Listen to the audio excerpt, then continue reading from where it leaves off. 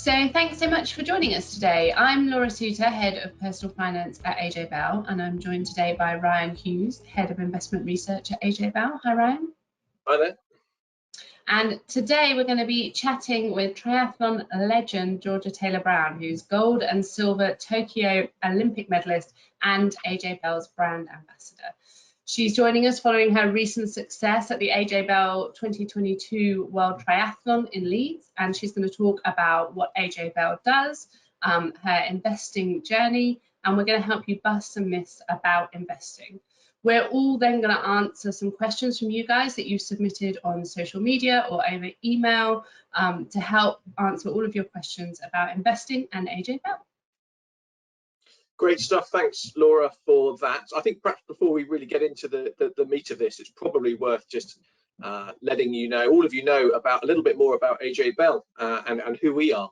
And as a business, we've been going for over 25 years, and we're really proud to say that over 400,000 customers trust us with their hard-earned money and savings. And our business is all about helping you invest and achieve your financial goals. And we do that by having a variety of different investment solutions and what we term as an investment platform, which is a way of helping you invest, be it for your long-term savings, for your shorter term planning, could be in an ISA, might be in a pension, all different types of investments.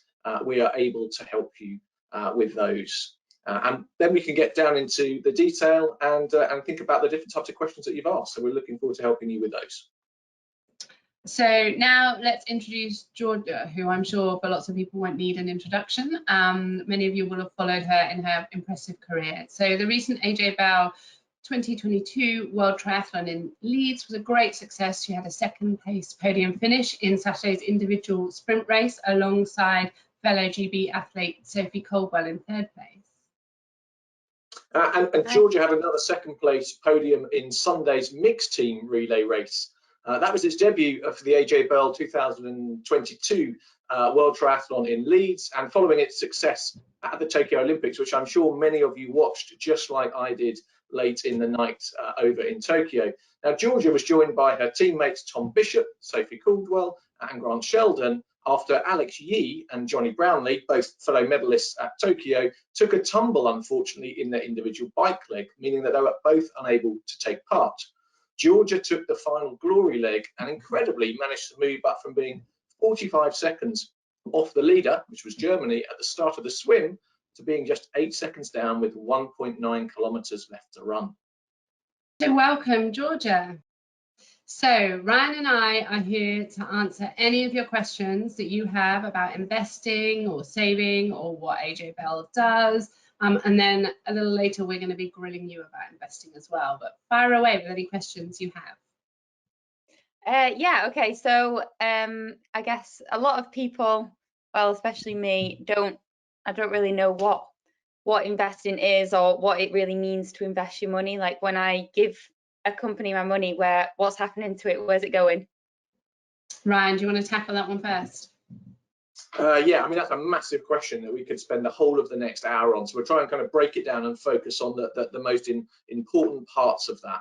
When you're looking to invest, you are essentially choosing an investment, and let's say this is not investing in a bank account or a savings account. This is investing in maybe in a company or a collection of companies, and so you're investing in a product that actually gives you ownership of a slice of a company or a slice of a group of companies there, and you're probably doing that to try and make a better return from that you can receive on holding cash in the bank.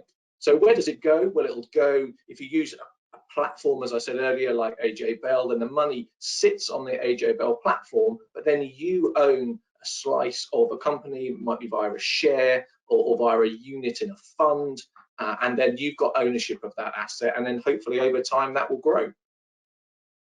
Okay, so I guess, yeah, instead of just having your money sat in a bank, the reason to invest it is to be able to increase the amount of money that you initially put in. But when you invest money, say I give you £10,000, how long do you sort of hold on to that and invest it in different places for me?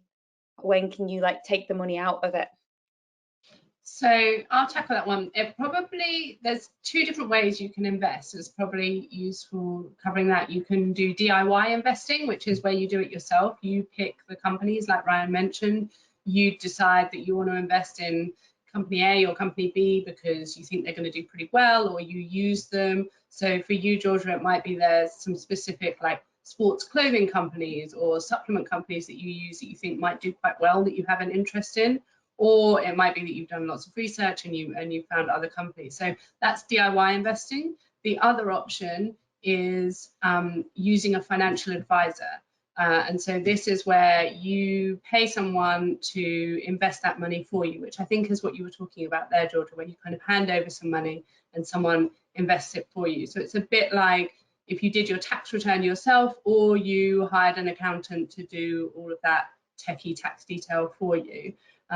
So those are the two different routes. And then there's not really a set period of time in either of those necessarily. We usually say that you shouldn't want the money within the next 5 years. Investing is not really a short-term thing where you put the money in and take it out a couple of months later. It generally tends to be money that you don't think you'll need for 5 years or more.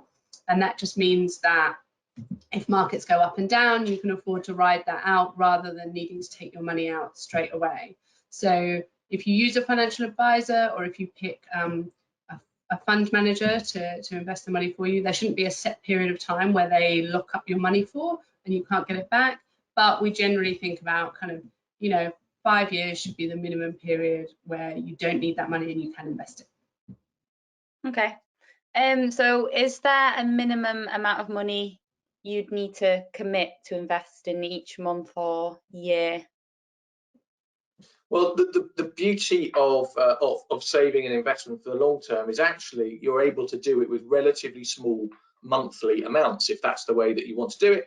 So you can put in a lump sum if you're lucky enough to have a lump sum available. But obviously, many people they will have probably prefer their circumstances to save on a monthly basis. They might have a little bit of money left over at the end of the month after they've covered all of their bills and expenses and want to put that to work.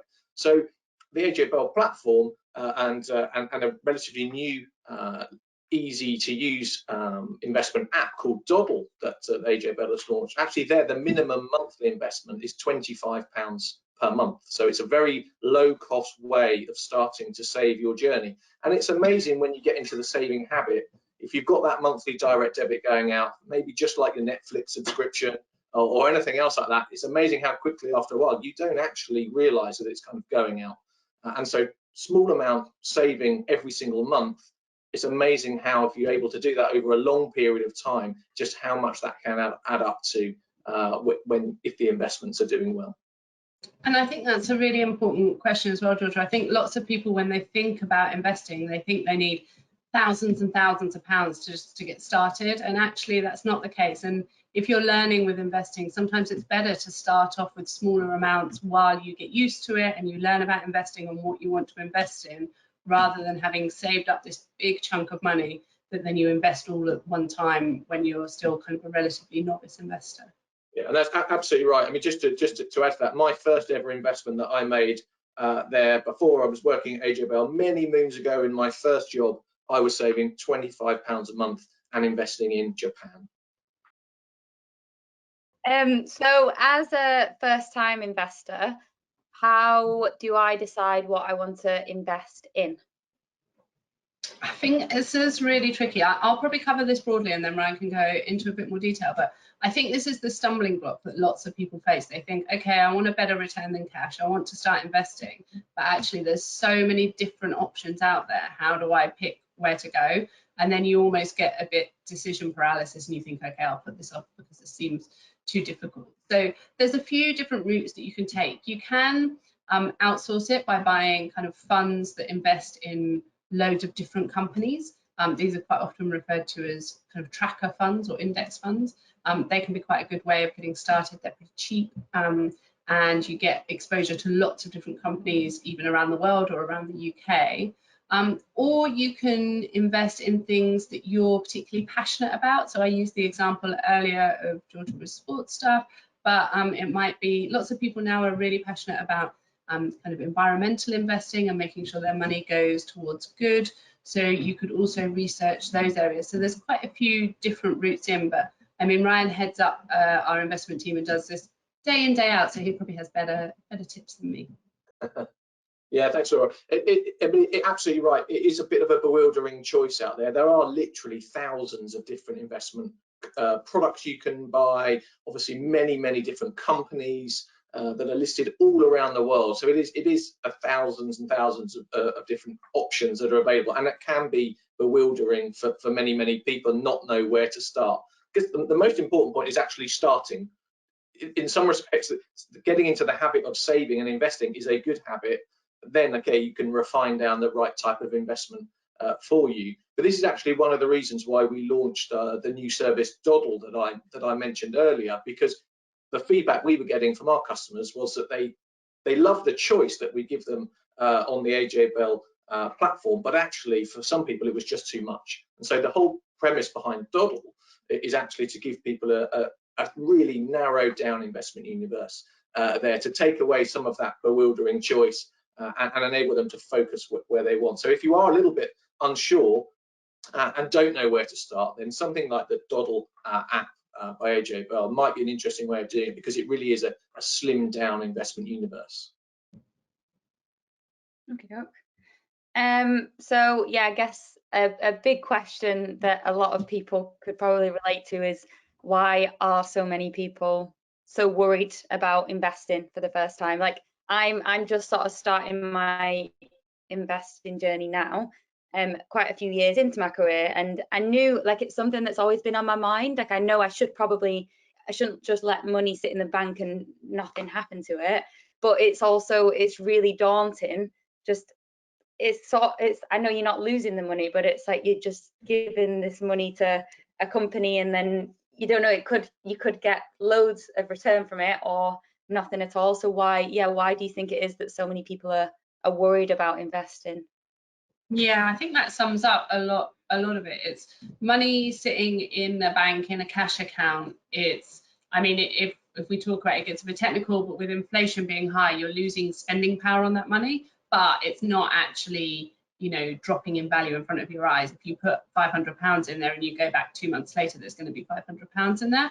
And so I think sometimes it's a mentality thing of people getting their heads around investing and the fact that investments can go down as well as up, and you'd hope that they go up and you'd be rewarded, but it can be a little bit daunting for people to then check their account, and if markets have fallen a bit, which they have been pretty rocky recently, for them to get over that kind of mentality of that money having fallen. But I think you have to have belief in the longer term that your investments are going to go up and that it's a long-term gain.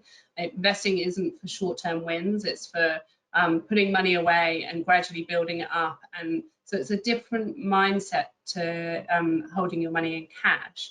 And I also think sometimes people want to be perfect at things before they start. So they feel like they need to know absolutely everything about investing, where their money is going, all of the risks, know all of the jargon and the lingo before they get going. And actually, that's not really the case. It's better to just start with a little bit of money that if it did fall a bit in value, it's not going to have a catastrophic impact on your finances, and you can get to know investing as you go, because like lots of things in life, it's so much easier to learn while you're doing it rather than just learn about the theory of it for years and years before you get started.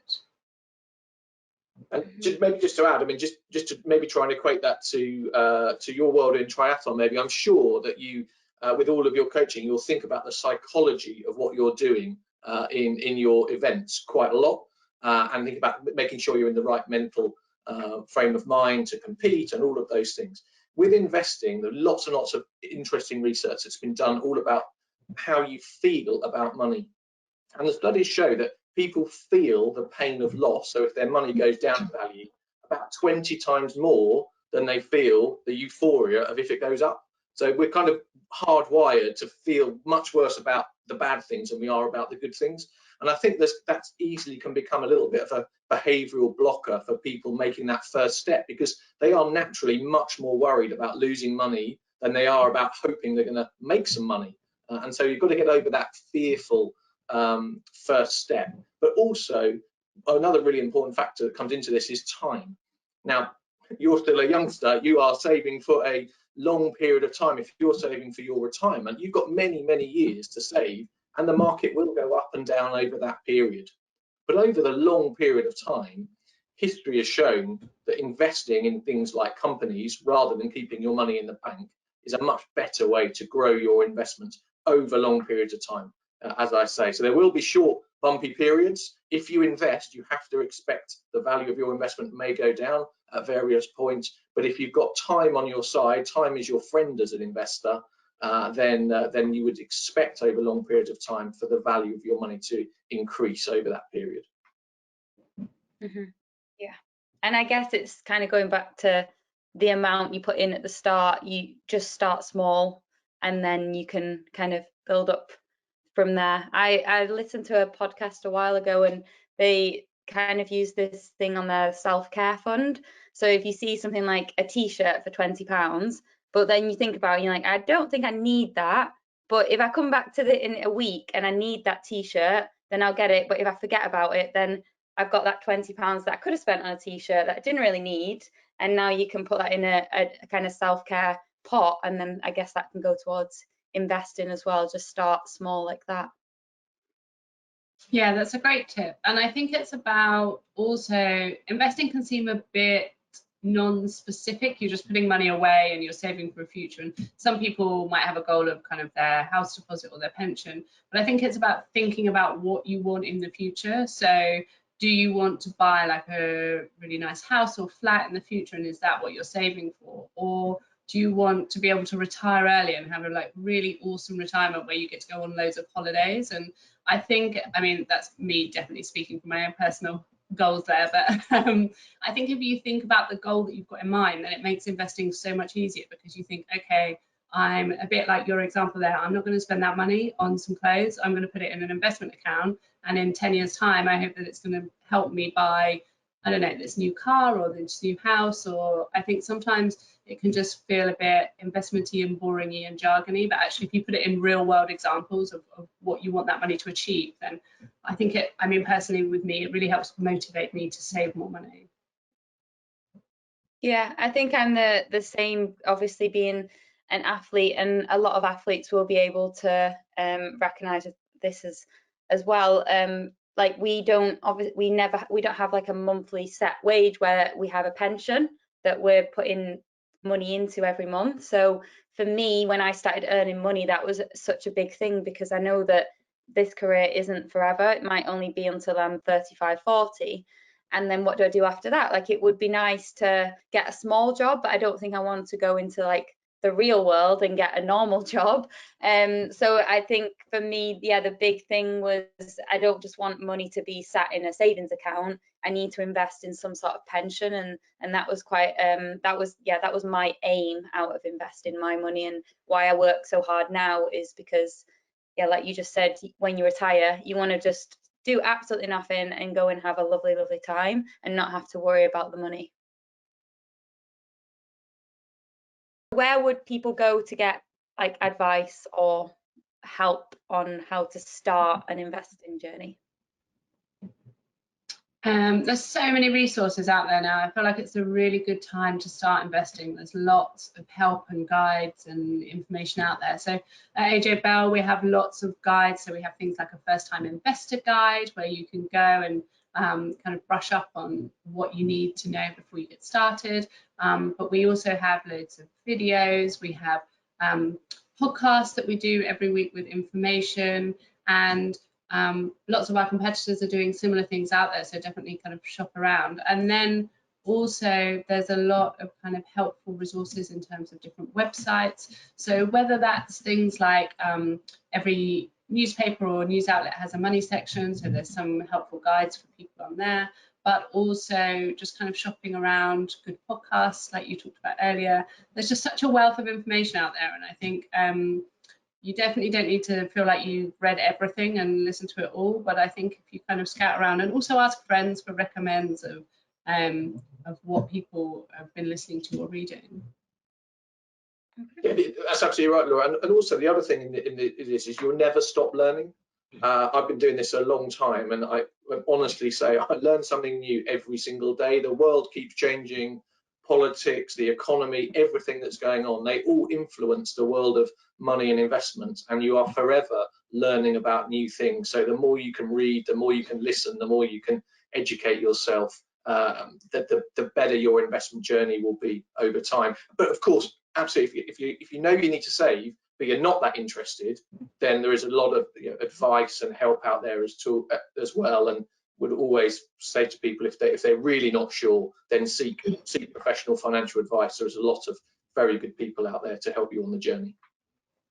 Okay, I guess yeah, and my next question kind of linked into that, but if you did have a bit of spare money to start investing, how do you pick what kind of account it should go into? Yeah, so this is a big question. I think I can do kind of an overview now, but I would say that I think it's useful to go to something like the AJ Bell website, and there'll be more in-depth guides that will help guide you, but I'll give you kind of a rough overview now. So if we think about different accounts, we'd think of pension being one of them. So you talked about that, Georgia, but it's about either if you don't have a company pension already with your employer, or you want to top that up and have a second pension, then you can set up what's called a self-invested personal pension, which is often shortened to SIP. And that's basically saving for your retirement. That money gets locked up until you retire, and then you can use it from then. The next option, and the option that most people would also put their money into, is an ISA. So basically this is kind of like a normal investment account, but it has some tax perks to it, which pensions do as well. And it means if you invest your money in an ISA, then you're not paying any income tax or capital gains tax, which basically just means that you can keep as much of your returns for yourself rather than having to hand them over to the tax man. And you can put up to £20,000 a year into an ISA. And then there's other two kind of main options: a lifetime ISA, which is a type of ISA, and that's good for people who are saving for a deposit for their first home, but you can also use it to save for retirement. That one's a little really useful if you're saving for a house deposit, but it has some technical, trickier details on it that you definitely need to read up before you sign up to that.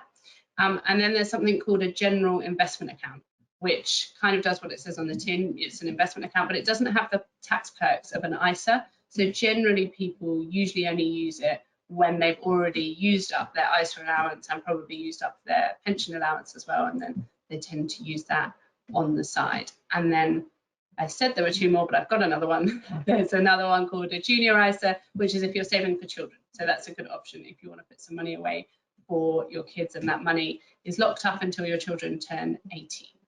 Ryan, did I miss any? Not that I can remember.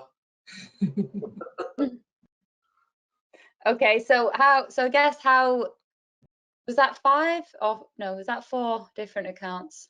I think I lost count while I was saying them, but yeah, I think it was 5. 5, yeah. 5.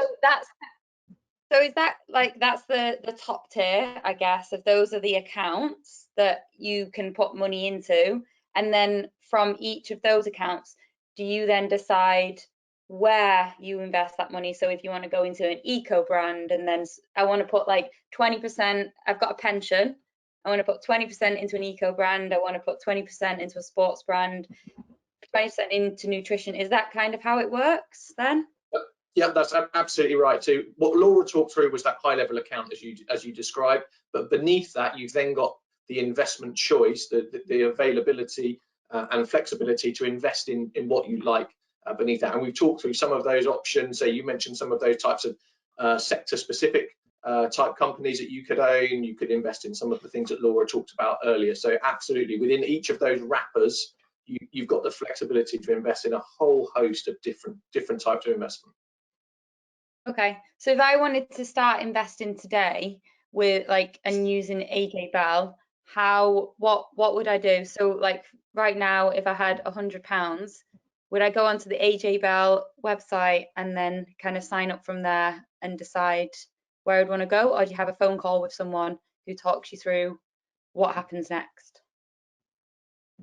For investment for £100, let's stick with that example. That is the size of that investment would be appropriate for the Doddle service that I mentioned earlier. That is absolutely designed for lower investment amounts, the simple investment solution, and keeping costs really, really low. So that is an app-based investment. So you download the Doddle app on your phone. You'll be able to open your account in just a couple of minutes there, deposit the money in, and then choose from the limited range of investments that we have available on Doddle. You'll be able to select what you wanted there. So if you had a little bit more money than that, then you'd go to what is called the Uinvest website, and there again you'll be able to open that account online with just a few clicks, and again there'll be a whole host of information there to help you with your investment research and really help you choose the type of investment you wanted to make within that. Okay, so all of that you kind of managing yourself, so you might log on once a week and change where you put in your money. You might move it to a different place to invest it or something. Yeah, you could do that. The one thing that's really important with investing is about thinking long term. So if you change your investments too much, then there is a very real risk that you kind of destroy your long-term returns, all of the different types of costs that come with changing your investments. So we would always think about, when we choose an investment, we're thinking about choosing investments for the long term, something that we're going to be happy owning for 3 years, 5 years. Obviously, if things change, you need to change, but we would certainly, when we look at investment, be wanting to think about having a long-term plan and hoping that you're choosing an investment that you're comfortable owning over a multi-year period. Okay, that sounds good. So when I am in a triathlon, sometimes I have to take a risk to try and win. Is that the same when it comes to investing? If we think, I mean, you're absolutely right. It's an interesting analogy. And if we think about investing, in principle, the more return you want to make, the higher risk you have to take. So if we think about the lowest risk end, we've got money in the bank. The bank's pretty safe, but we know the return we get from the bank is pretty low. If we then move up the risk spectrum, and we can think of it as a spectrum going all the way up, if we maybe invest in then a bond, we would get a little bit more return, hopefully, but we've taken a little bit extra risk. And then if we kind of go right up to the spectrum, we're investing in individual companies. We might be investing in different part of the world. We might be investing in China or technology companies, or any other type of higher risk, smaller company maybe. Then you would hope over time your returns are higher from investing in that type of company, but the risk that comes with those types of companies is also much higher. So the risk of the loss and the potential, the size of the loss that comes from investing right at the top end of the risk spectrum is also much greater. So yeah, you do have to take a risk to win, but the greater the risk you take, the higher the variability of your return. And that might be exactly the same in one of your races. You might really, really have to risk it to try and win that race, but the risk of trying to win that race is that you don't end up finishing in the top 3. You might end up only finishing in the top 10. So investing is really, you can think about investing in the same way, but what's important is to make sure you only take the level of risk that you're comfortable with, because the more risk you take, the greater the potential for loss. You need to be comfortable that you might lose 10, 20, 30, 50% of your money if you're trying to chase those higher returns. I guess that's not that dissimilar to trying to win a triathlon race, but my experience of triathlon races is 0, so I probably wouldn't know. Once you've taken the first steps to invest in, how do you keep on top of things then? So I think Ryan touched on it a bit there, in that it doesn't want to be something where you're logging on every day or every hour looking at your investment account, because I think then you just become obsessed with every move up and down, and then you end up buying and selling too often, and it becomes a short-term thing. So I think you want to have the confidence to say, okay, I've picked my investments and I'm confident that they're going to be fine for the longer term. But it is good to check in every so often to make sure your investments are doing what you think they're doing, to see if you can top up any money. So I would say you don't want to obsessively check it, but don't forget that it's entirely there. So you just need to check it every so often, and then as and when you have more money to add to it, then you can. So for people in kind of normal salaried jobs, if they get a bonus or if they get a pay rise, it might be that they decide that's the point where they want to increase their investments and the amount that they've got in them.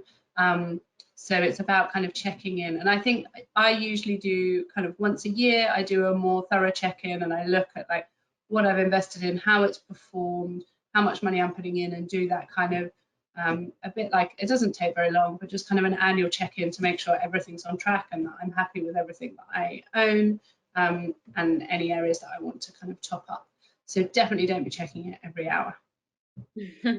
And what if you went on and checked though, what would, and then the value of, you see your investment go down in value, then what would your advice be? What do you do at that point? It's really tricky. I think the advice is don't panic, but that's so easy to say and so much harder to do. So it's interesting because I work in the finance industry. I've been investing for longer. My husband's recently started investing, and honestly, fairly terrible timing because the markets haven't done too well. And he keeps coming to me and saying, my investments have gone down. I think we should sell. I think we should sell everything. And it's such a natural reaction. But you've got to have the stance of, well, two things. Number one, you're in this for the long term. You don't need the money right now, so you're better off leaving it. But also, if you sell when it's fallen in value, then that's potentially the worst time to sell. As long as you don't think that it's going to plummet even further, you're then locking in that loss that you've made. And so it's quite hard to do, but you have to just take a step back and say, okay, I still believe in these investments. I believe that they're going to do well in the longer term. And actually, I'm just going to have confidence in that and keep that money invested. And if you're really bulgy, you can use that as a time to buy more, because lots of people, when investments have fallen in value, it's a bit like seeing them on sale. So if previously you would have bought a share in a company for £100 and then it's fallen to £90, it's a bit like if you go into a shop and something's been discounted. Lots of people, if they still have really good conviction in that company or that fund, might think, okay, well, this is a great time to buy while it's at a discount. And stock up. But for newcomer investors, they might not have that kind of that ability to do that. But I think just don't panic is the main thing, and don't react and just sell something as a knee-jerk reaction, because markets do go up and down, and you could check again in a couple of days' time and it's rebounded and gone back up again. Yeah, one of the things we talked about earlier was saving monthly. And if you've got the direct debit going out on whatever day of the month, that's actually a really nice way of not having to worry too much about the rises and falls in the market. Because if it falls, you know that you've got your next direct debit coming out, you're going to buy those same set of companies or that same investment, as Laura said, a little bit cheaper. And maybe it falls again the next month. You buy some shares, you buy them even cheaper. If you think it's a great business, then what the share price does from a day-to-day basis, it actually doesn't really make too much difference, because the day-to-day, what goes on in the stock market is just noise. What's important is what's going on over the longer term. Are these companies good companies? Are they growing? Are they growing their profits? Have they got an increased customer base? Have they penetrated a new market? All of these things are the big picture important things. The stock market, it bounces share prices around all the time, every single day. You can't control it. So and it's Laura said, it's really easy to say, don't worry about it. But that's where the beauty of monthly saving comes in, is you can kind of systematically take away that thought process of, oh, should I buy some more today or should I sell? Because the monthly direct debit just does all that for you and just keeps on buying as the price is falling. So, Georgia, I thought it might be handy if we now grill you about your investment journey, but I thought it might be useful. I mean, we've spoken before about, you kind of say that you're starting out in this and you're a bit of a novice investor, I guess. It might be useful for people to hear that thought process from you and that journey from you. So where are you? Have you invested? Have you ever considered investing? What's your kind of experience level? I've not invested yet, but I'm in the process of starting to invest. Like I said, it's something that I have thought about, mainly because I'm surrounded by athletes, and a lot of the girls are kind of a bit older than me, so they are thinking about investing more. So then I just felt like it's something that I should definitely do, because I have money from sponsors or prize money that is just sat in the bank, and as lovely as that looks, it's doing nothing for me there. I'm getting no returns from it. So yeah, kind of spoke to a financial advisor and let them take over the investing side of it for me. And the big thing that I kind of said to him is that I want a pension, and then I probably want to open some sort of ISA. The pension obviously is for the future. I know that I can't touch that money. That's for when I'm however old, and I can access that and have a nice life after triathlon. And then the ISA, as you said earlier, is sort of a bit of a tax relief, I guess. It's not so you can get a bit of, you don't have to pay as much tax. If I can put a chunk of money into an ISA, then my tax bill is a lot less. And guess, yeah, because I'm self-employed and through the business tax and stuff, when you do pay the tax bill, it's quite it makes you feel a little bit sick, because it's one big chunk of money all at once rather than being small monthly payments. So yeah, if I can just help put money away for the future, that was the biggest thing for me. And I think, as you kind of constantly kept reiterating, is that it is something for the long term. Like, you have to see it as investing is for the long term. It's not, okay, I'm going to put some money into this account and I'll get it out in the next year. It's more for later on in life, and you can come back and hopefully you'll be pleased with how much you've managed to save at that point and how much you've added to that investment pot. So yeah, that's kind of where I'm at with investing at the minute. I'm only just very early stages with the investing, and yeah, it's quite daunting kind of speaking to the financial advisor at first, because he asked me a ton of questions if I'm willing to take risks, and he said I was on the far end of the spectrum where I don't want to take any risk at all. So he's like, we need to push you up a little bit further, but not too much, because he said, like, he works with athletes, that maybe footballers, that are making loads of money, so they're not gonna notice like a few grands going out of their account. But I said, I want to take a few less risks than that. But yeah, I'm willing to take a few risks if the return's going to be good. But yeah, it is quite a scary thought, but I know that if it pays off, then it's definitely worth doing. And even chatting to you guys now with the app that you were talking about, like, just if I can go on and set a direct debit up for £50 a month, then it's worth doing things like that as well. And I think that's just so easy. You don't have to, it kind of does it for itself, doesn't it? You decide what you want to put it into, and then it does it for itself. And yeah, it's a nice little bonus in a few years' time when you can look and you've gained some money there.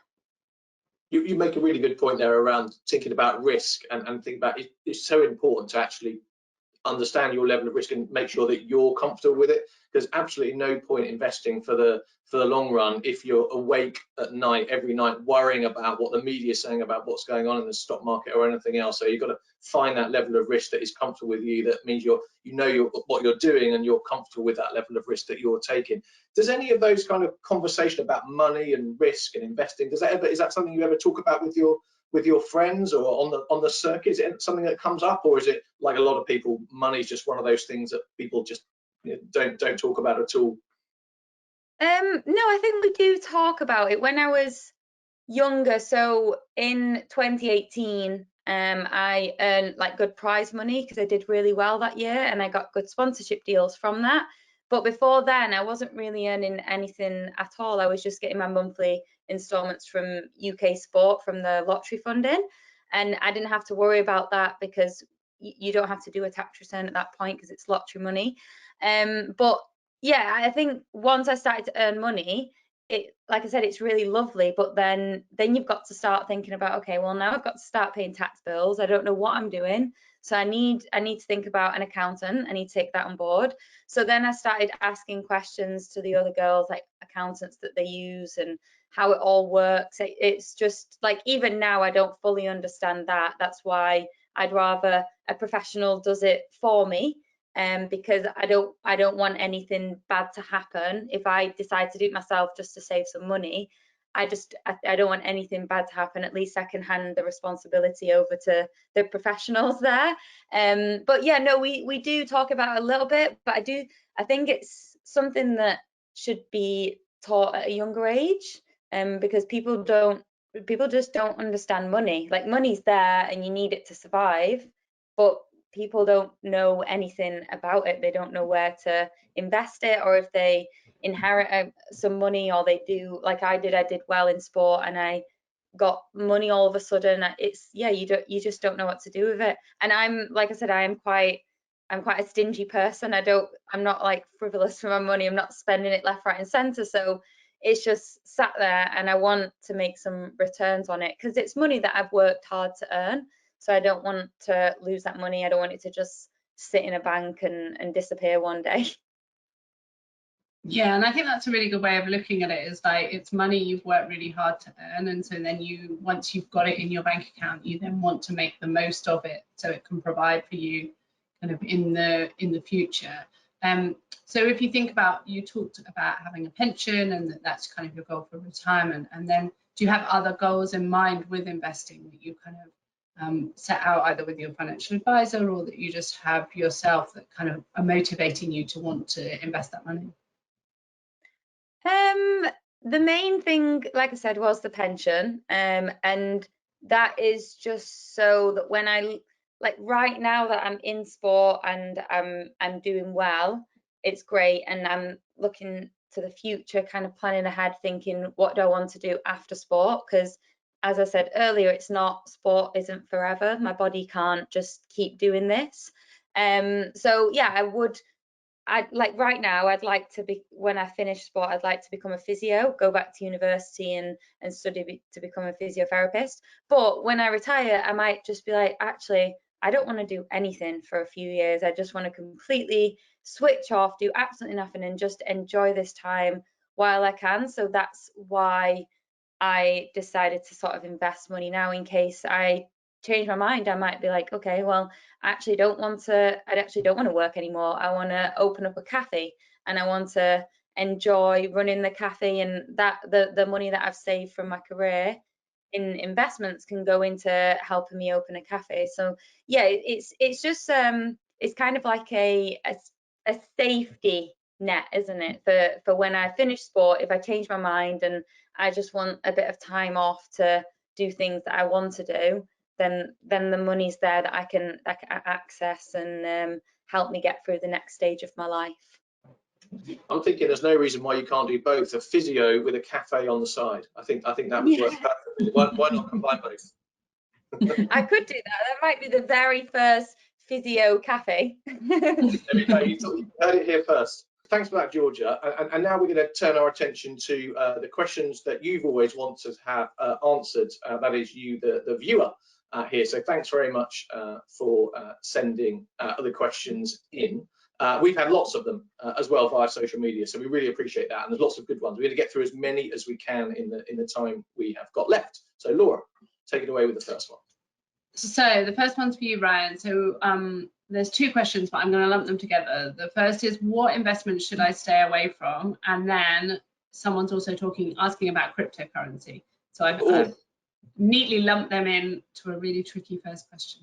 I don't know if that's a deliberate, you're kind of implying you should stay away from cryptocurrency. I'm not quite sure in the way that you've lumped the two together, but I will tackle them both. Thanks for that one. What investment should I stay away from? We've just been talking about risk and making sure that you take a level of risk that you're comfortable with. So really, the investments you should stay away from are those that you don't understand.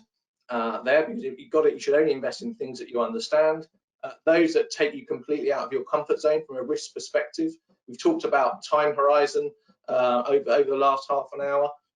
So this investing is not about getting rich quick there. If returns look too good to be true, they probably are. So be very suspicious of people promising high levels of return there. And kind of linking some of that back into crypto.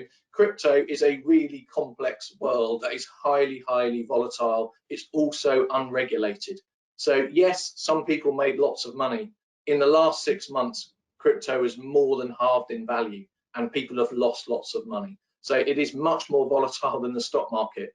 that then we've seen there. So that is really a case of only ever invest money in that kind of thing that you're comfortable accepting that you might lose all of it, and you might lose all of it quite quickly. Ryan, just a follow-up question to that, another one that we've had come in that ties in nicely is, how do I decipher between the safer investment options and the riskier ones? So if you're new to investing, how would you know that something is riskier or safer?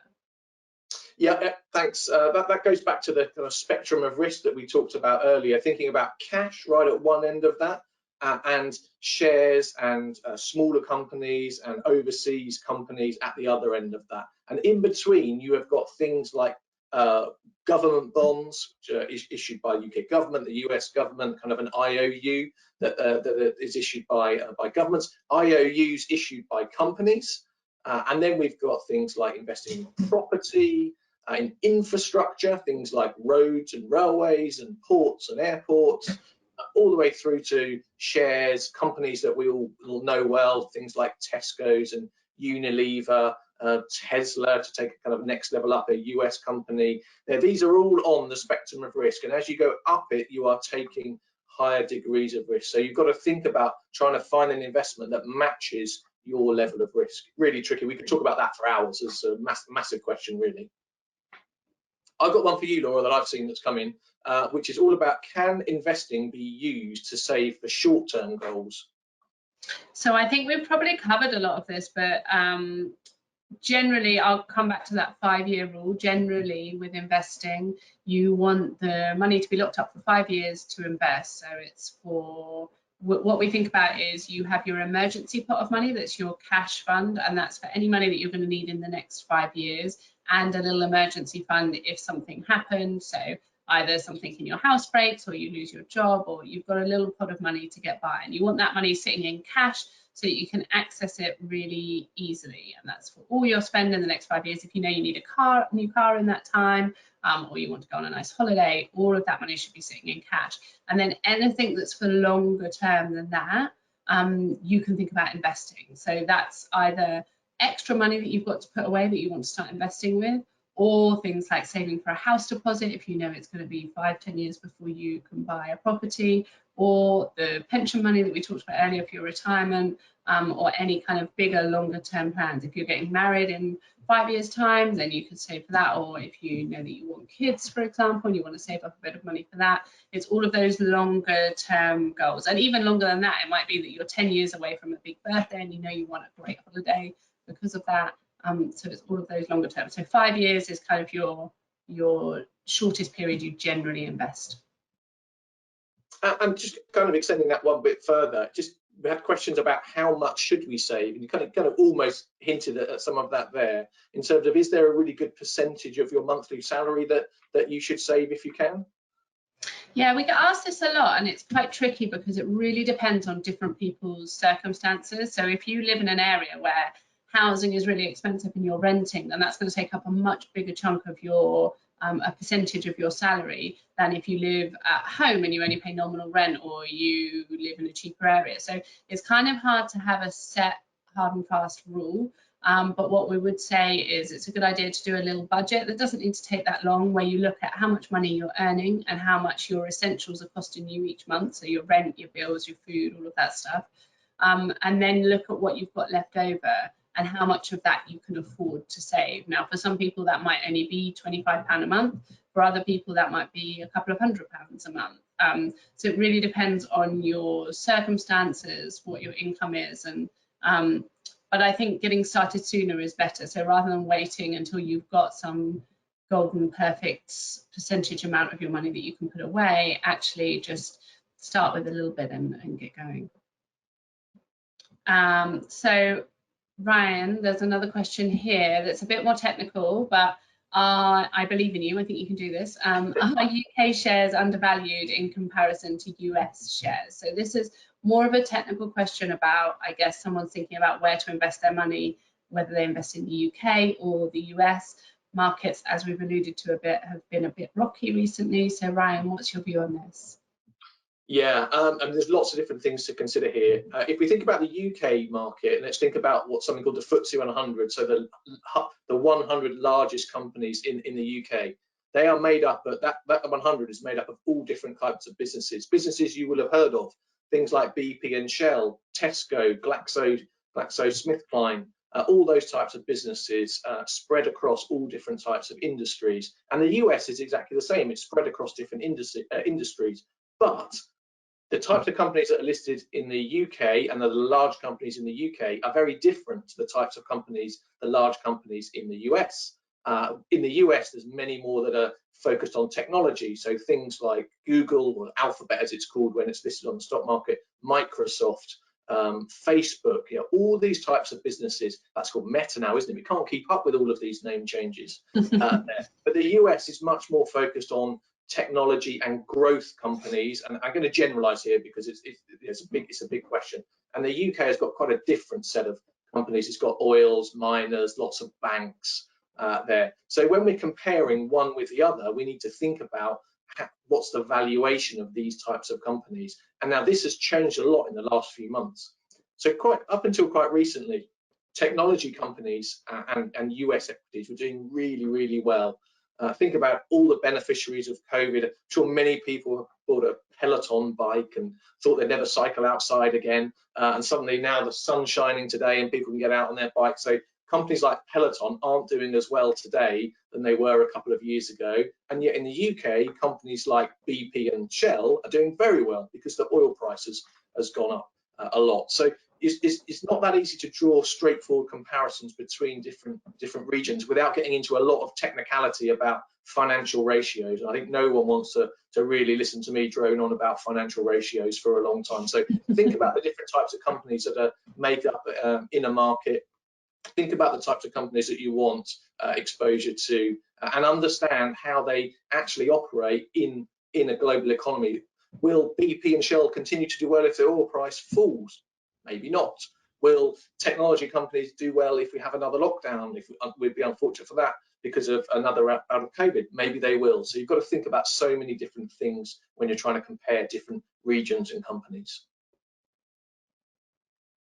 I'll come back with one for you, Laura, there, which is all about, and you again, I think we covered some of this, but we could probably get into a little bit more detail, which is about if you do have a lump sum, what's the best way to actually invest it? Is it to invest the lump sum and kind of pick a day and put that into your investment, or actually is it better to try and spread that lump sum out over a period of time and try and drip that money into your investment?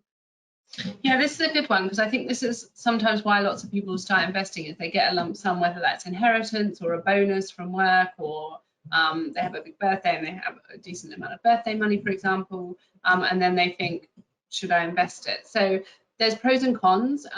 So if you invest it all on one day of the market, you're risking the timing of that. And so you could be really fortunate and the following day markets rise massively and your entire lump sum has gone up in value lots. Or the converse could happen and markets could fall and then you've lost a lot of money in one go. So we tend to think of, it depends how much money you're putting in and how much that is relative to the total amount of money you have, and so how much risk you want to take with it. But we tend to think if you put all of your money in on one day, that might have quite a lot of risk. So you might want to space it out. You might want to think, okay, I'm going to spread this out over the next 3-6 months and spread it out over that time. Obviously, the longer period that you take to invest it in markets, the less time it's got in markets. So if someone had a really large chunk of money and thought, okay, I'm going to spread this out over the next 2 years before I invest all of it, that's actually a 2-year period where some of that money is just going to be sitting in your bank earning no interest, and it could be invested in markets. So it's that kind of balancing act of, you don't want to leave it earning nothing, you want to try and get that money invested as soon as possible, but it probably would be quite risky to just take one big lump sum and invest it all on one day, because you could be unfortunate and markets could fall the following day. So I think we're running out of time, but I think there's a good one that we can all finish on, and we can get Georgia back in on this. Someone's asked, are there any resources you'd recommend that I read or watch to help with my investment know-how? So Georgia, we'll come to you in a second, because I think there might be some useful ones, because obviously Ryan and I are in the investment industry, and so our perspective is slightly different. But Ryan, what did you find useful either when you were starting investing, or what do you think is a really good resource now?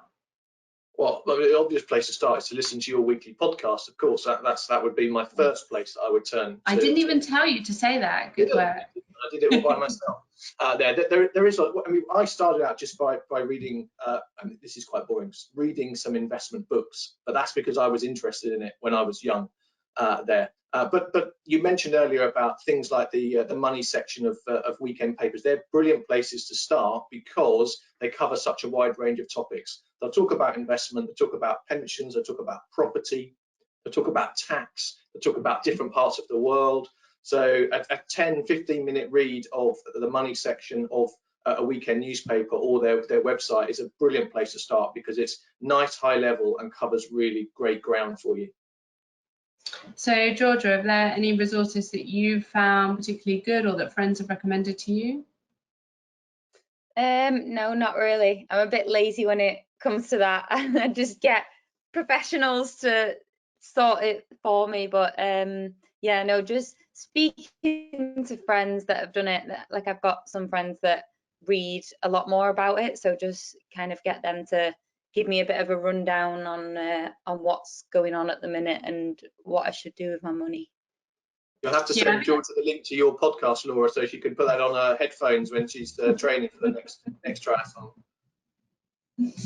I'm always on a podcast. Yeah, I think podcasts are so good, aren't they? I think it's a really good way of kind of digesting information. I really like the fact that there's lots of podcasts or Instagram or social media accounts that are set up specifically targeted at helping women get into investing. And I think that actually for what has been quite a male-dominated industry, it's quite nice.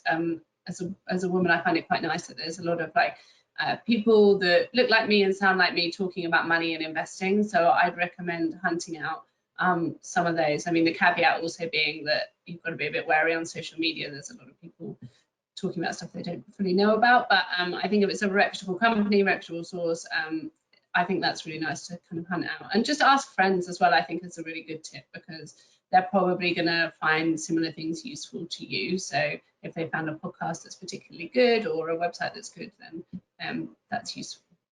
So thank you very much for joining us today. We didn't have time to get to everyone's questions, so if we haven't got to yours, then we will try and drop you an email with a response to it.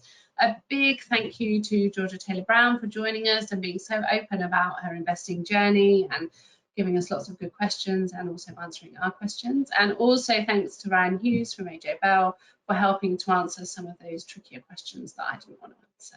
So if you want more information, then you can head to the AJ Bell website.